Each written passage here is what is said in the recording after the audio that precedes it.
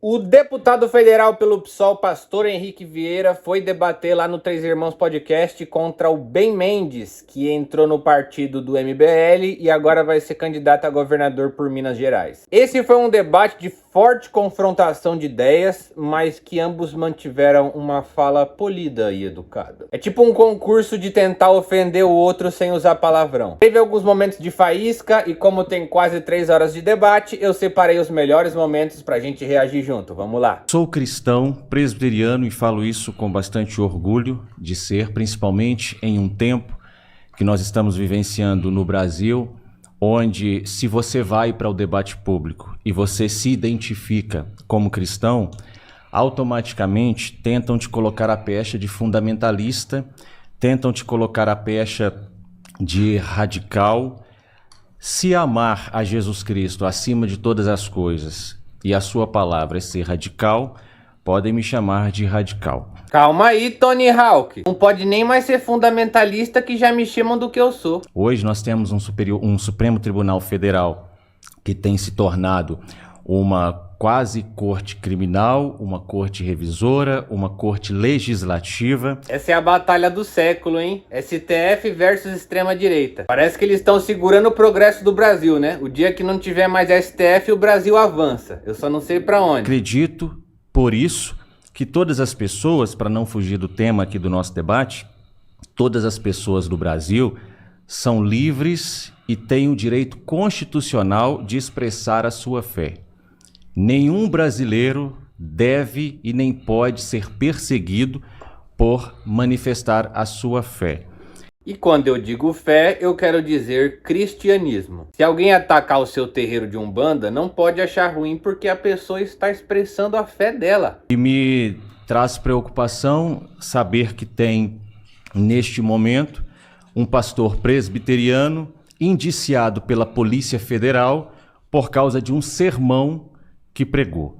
Na verdade, estava fazendo uma exegese de um texto bíblico e isso resultou em uma denúncia por suposta homofobia e o pastor está respondendo ao inquérito na Polícia Federal. Eu não sei se ele tá falando do André Valadão, mas se for, todo castigo é pouco, né? Esse aí já tem uns anos que tá disputando a vaga de maior pilantra do Brasil. Você usou a expressão cabeça da casa. Tudo bem, fez uma referência a um texto bíblico que precisa ser atualizado, contextualizado a partir da perspectiva do Cristo.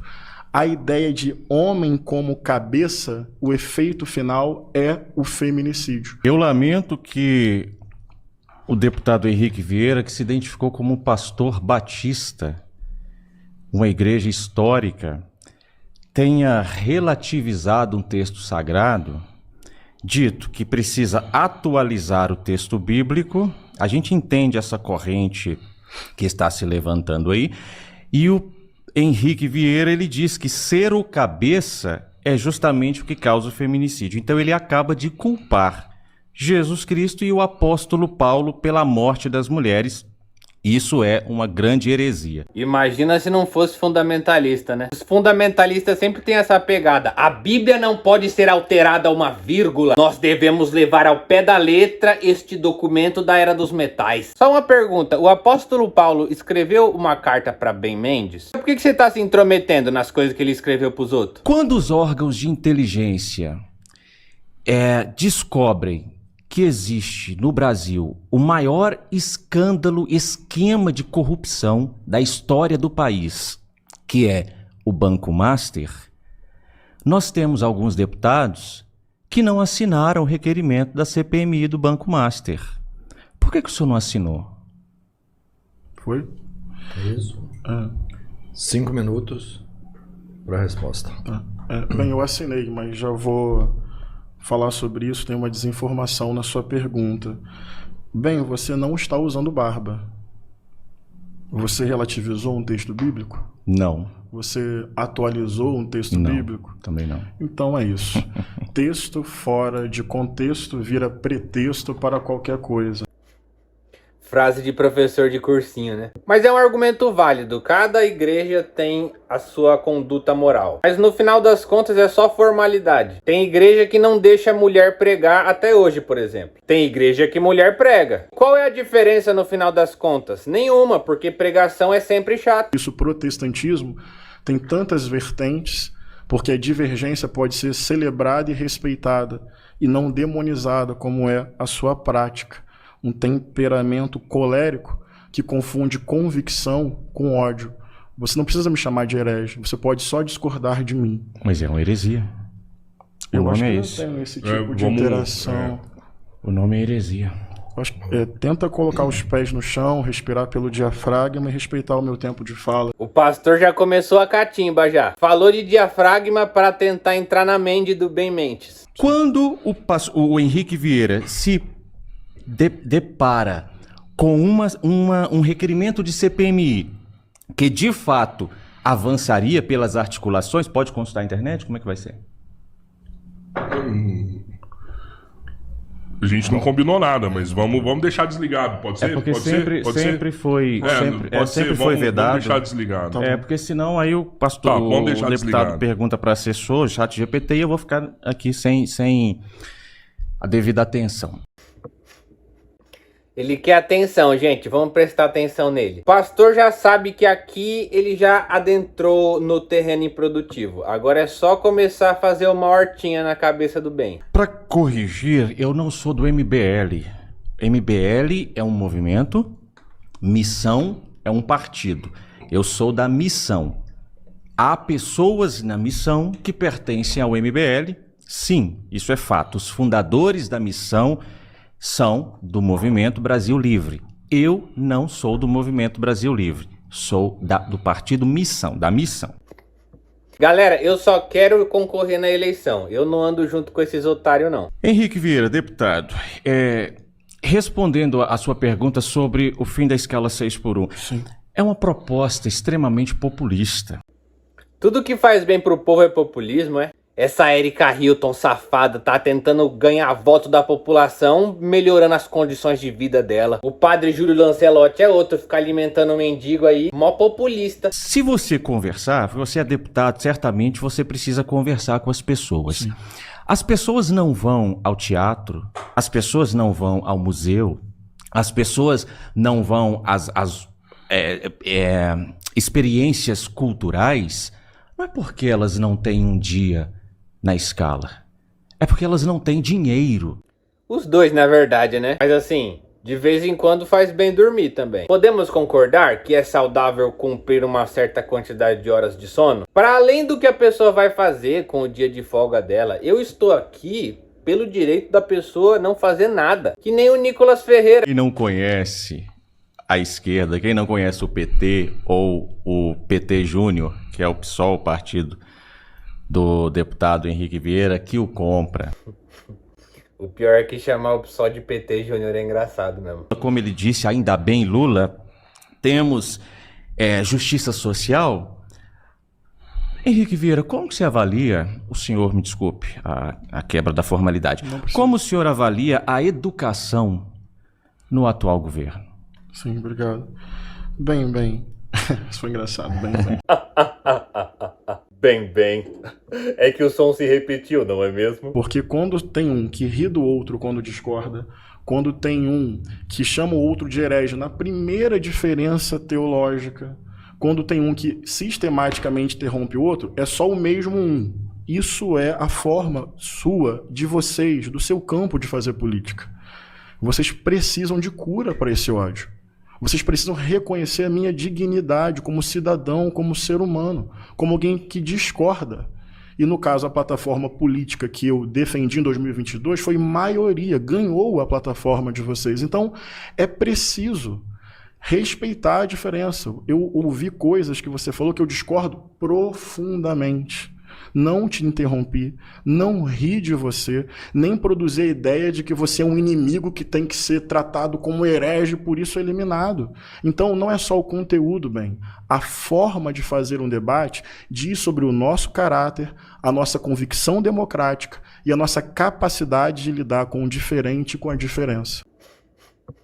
A carinha do Ben Mendes, de quem tá com bolinha de papel molhado no teto do banheiro da escola e tá levando um come de rabo da diretora. Mas eu quero provar para o Brasil que é possível debater com firmeza de ideias. Eu quero derrotar as suas ideias. Suas ideias são contra o povo brasileiro, na minha opinião. Se você, sei lá, ganha o governo de Minas, acho que você vai piorar a situação da educação, do povo, da saúde. Eu quero vencer a sua ideia, reconhecendo a sua dignidade. Já eu não. Eu acho que você parece aquele bicho pau do Vida de Inseto. Ben Mendes viralizou umas semanas atrás fazendo essa bela afirmação aqui, ó. Sobre as barracas que o PT está doando para moradores de rua, cristão não deveria apoiar? Rapaz, quem não trabalha é bom que não coma. É isso que está escrito. O morador de rua, ele tem o dever de passar fome, para ele aprender que quando ele começar a trabalhar, ele vai deixar de morar nas ruas. Aí você vê que mesmo quando os caras querem criticar a esquerda, eles acabam criticando o capitalismo, né? Porque me responde aí, quem é que trabalha mais? O Elon Musk ou um operário de uma fábrica da Tesla? Quem é que trabalha mais? O Jeff Bezos ou o entregador da Amazon? No capitalismo, quem mais ganha dinheiro não trabalha. E não são eles que ficam sem comer, pelo contrário. Você vê que ironia do destino. Os bilionários ficavam falando que os comunistas eram comedor de criancinha e é eles que estão na lista do Jeffrey Epstein. Você já afirmou, vê se for verdade mesmo, porque hoje tem inteligência artificial.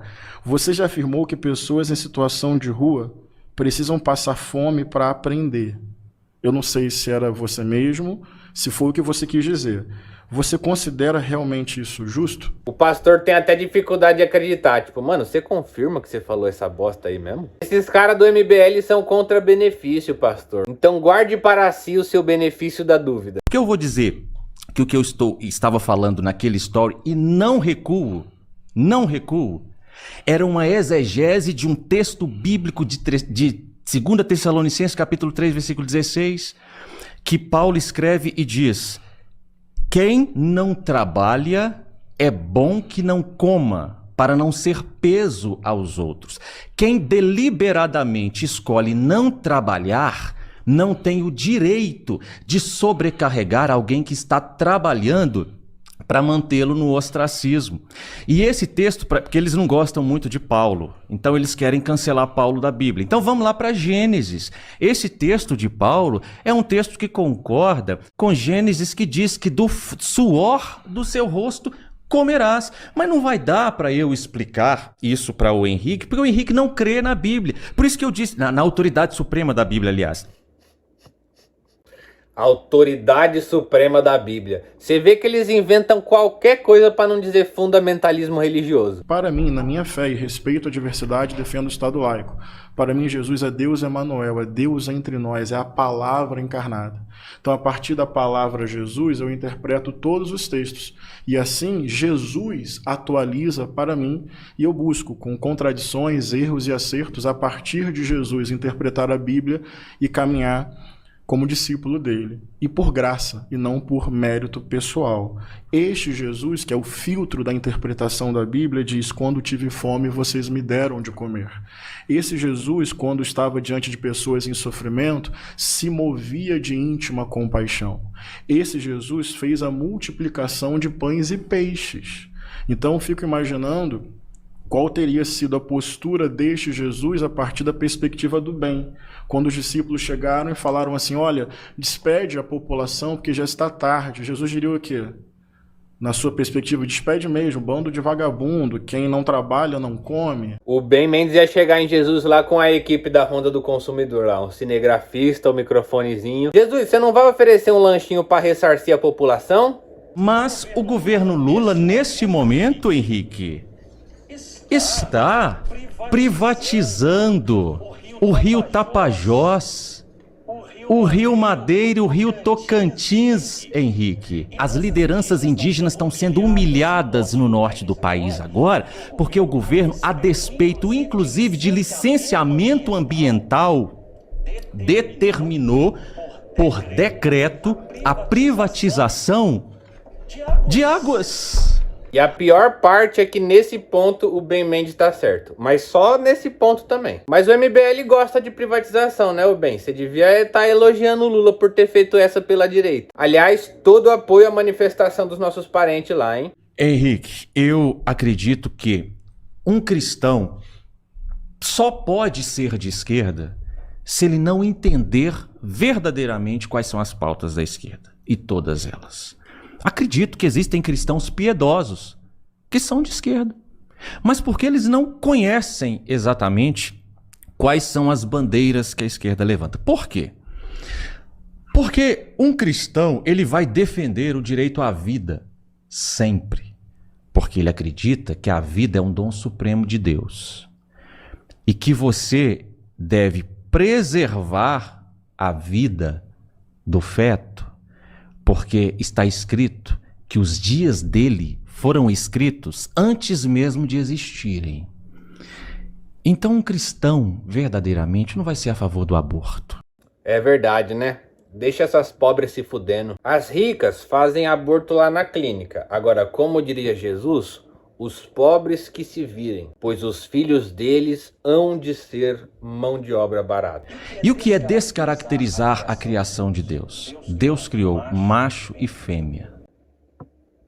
Mas alguém aqui negou que existe macho e fêmea, gente? Algum casal gay, algum casal lésbico negou a existência de macho e fêmea? Mas por que dois machos não podem alugar um AP e adotar uma criança que morava num orfanato? Por que tem que ser pecado se os dois machos estão de comum acordo? 99% dos adolescentes de igreja pesquisa pornografia de duas fêmeas. Falei mesmo. E se provocar, eu falo mais. Que enquanto eu e você estamos aqui conversando nesse podcast, na Eritreia, na Coreia do Norte, existem cristãos na Nicarágua sendo duramente perseguidos por regimes comunistas. Sabe o que eu percebi de tanto ouvir essa galera falar isso? Que o fato de que esses países não deixam o cristianismo se infiltrar tanto na política e decidir tanto na política que nem aqui no Brasil, aí esses caras aí consideram que é uma perseguição contra os cristãos. O Edir Macedo já tentou abrir uma igreja universal na China, só que aí eles pegam o programa, dão uma lida e falam, não, isso aqui é esquema pirâmide. E é poucas ideias, meu irmão. Então talvez a solução pro Brasil seja perseguir essa galera mesmo. Me fala uma coisa boa que o Marco Feliciano já fez na vida.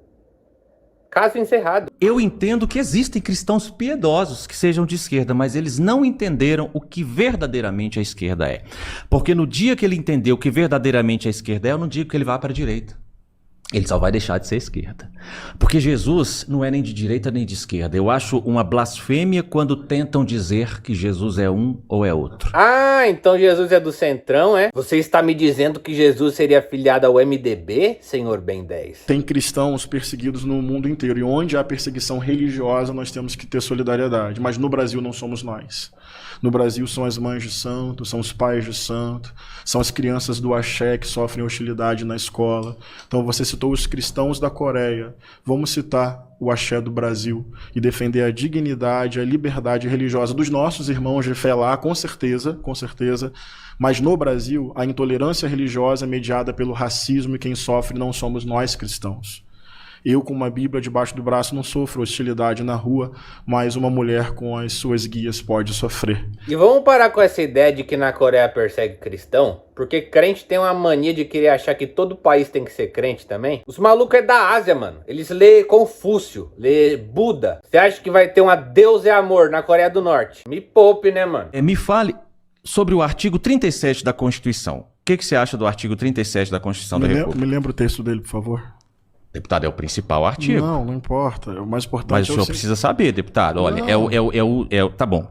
Só é o artigo, é o artigo que fala sobre os princípios da administração pública. Ah, perfeito, vamos embora. Você não decorou a Constituição toda, pastor? Volta pra casa. Decora que nem tabuado. Então olha que contrassenso na história da nossa própria religião, porque eu sou cristão. É a minha tradição, é a minha fonte.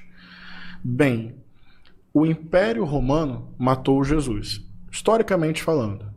4 séculos depois da vida de Jesus, o cristianismo tornou-se a religião oficial do Estado que matou Jesus. Olha que contrassenso da história da nossa religião, que eu estou primeiro dizendo que é plural, tem diferentes perspectivas dentro dela. Estou dizendo que Jesus de Nazaré não conheceu e fundou o cristianismo. E estou dizendo que tem um contrassenso inicial aqui, porque o Estado que matou Jesus tornou-se cristão. E a vida de Jesus passou a ser interpretada pela lente que o matou. E aqui há uma divergência entre nós. Porque esse cristianismo imperial, esse cristianismo do texto literal, você produz toda uma visão de mundo a partir de um texto. Eu estou reconhecendo que esse texto existe em Gênesis. Só que eu estou colocando esse texto no tempo, eu estou dialogando esse texto com a vida e o ministério de Jesus, porque eu sou cristão. Então Jesus é a lente pela qual eu leio toda a tradição bíblica. E mais, eu estou olhando para a vida concreta. Muitas vezes, olhando só para o texto, não olhamos nem para Jesus, nem para a vida. E a vida concreta é que esse país é o que mais mata mulheres trans no mundo. Isso vale mais que o texto. Não tenho a menor dúvida disso. Pelo Cristo, eu vejo que eu preciso olhar para as pessoas e entender que protegê-las, reconhecer a sua dignidade, a sua liberdade, a sua identidade. Olha, eu vou dizer uma coisa aqui. A obediência à crítica a um texto literal pode gerar a desobediência à palavra viva de Jesus. Posso dar um exemplo? Quantas vezes Jesus curou em pleno sábado? Daí tinham pessoas com texto decorado, lido, dizendo, está errado, porque está escrito que não pode. Então, em nome do texto, fica com o texto. E Jesus disse, eu fico com a vida. Eu sou o Senhor da letra. Primeiro a vida, primeiro a compaixão, primeiro a empatia, primeiro a solidariedade. Isso vai me ajudar a ler o texto. A vida me ajuda a ler o texto, não o texto me ajuda a oprimir a vida. Se o Henrique tivesse sido pastor na minha igreja, minha infância teria sido bem diferente, hein? Infelizmente, eu só fui escutar essas ideias através do Caio Fábio quando eu já era maior de idade. Mas agora eu me sinto livre para dizer. Galera, a Bíblia é superestimada, tá? Não é como se as pessoas que escreveram os livros da Bíblia tivessem noção que aquilo ia virar uma Bíblia. Alguém compilou aqueles textos diferentes séculos depois. Então, assim, é uma salada de um monte de coisa diferente. Por exemplo, se na Bíblia tá escrito não matarás, por que Davi matou Golias? Não era melhor ele chegar para conversar? Tipo, Golias, vamos resolver nossos conflitos de forma pacífica? Matar é pecado. Mas não, ninguém se sente mal pelo Golias ter morrido, né? O jeito que os crentes falam hoje da Bíblia, parece que os personagens da Bíblia eram todos certinhos, tudo comportadinho. Até parece que o rei Davi não era um talarico. A administração pública, eu acredito que tem que ser com moralidade, transparência, publicidade dos atos, controle social e mecanismos cada vez mais coletivos. E por isso, em 20 segundos, ele passou algumas vezes também, eu sou um dos grandes, assim, contestadores, sabe de quê? Do orçamento secreto.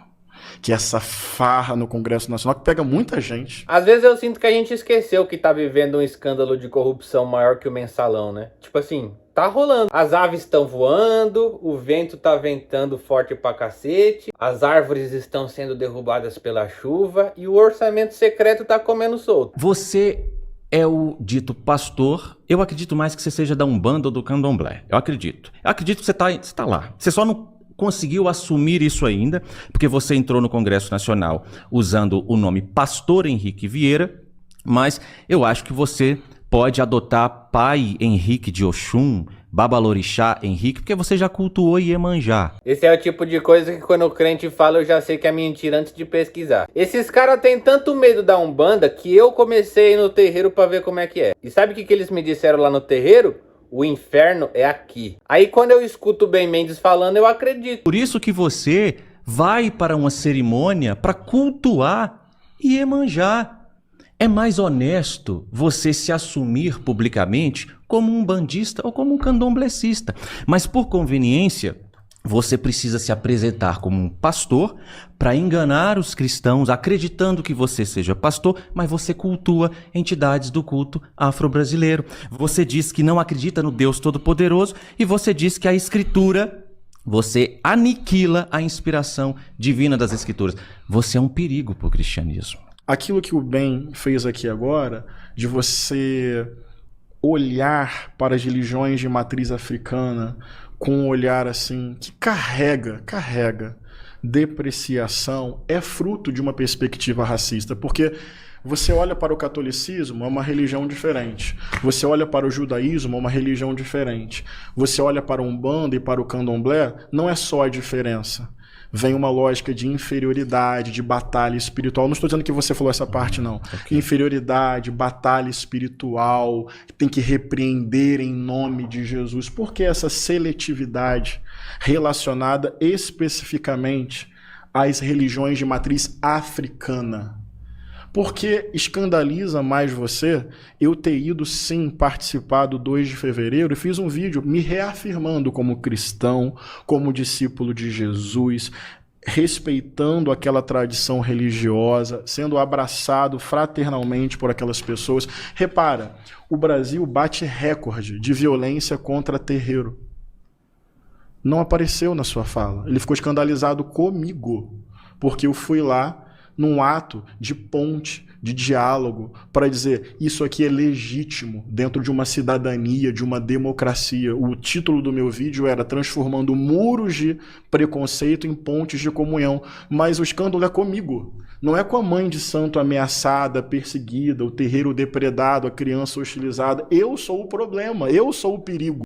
Ah, o perigo do Todo Mundo Odeia o Cristo? Chega de escutar racismo religioso por parte do Ben Mendes. Um salve pro pastor Henrique Vieira, que sempre manda umas ideias muito legal. Esse vídeo só foi possível graças aos meus seguidores que mandaram uma contribuição na chave Pix do canal nos últimos dias. Vou mandar um salve pra galera que apoiou. Um salve para Raquel Xavier, Leonardo dos Santos, Thiago Camarata, ó que sobrenome foda, Gustavo Trindade, Anderson de Alencar, Bruna da Silva, Cláudio Gabriel, Matheus de Oliveira e Emanuel Martins. Se você puder contribuir, a chave Pix está aqui embaixo. Todo esse dinheiro vai ser usado para ajudar a pagar minha terapeuta, que eu ainda não paguei esse mês. No dia 21 de fevereiro eu vou fazer show em São Paulo, na Vila Sônia, no Vila Sônia Comedy Club. Então se você puder assistir meu show ao vivo, eu tenho certeza que você vai curtir. Os ingressos vão estar aí embaixo. Clica e aparece.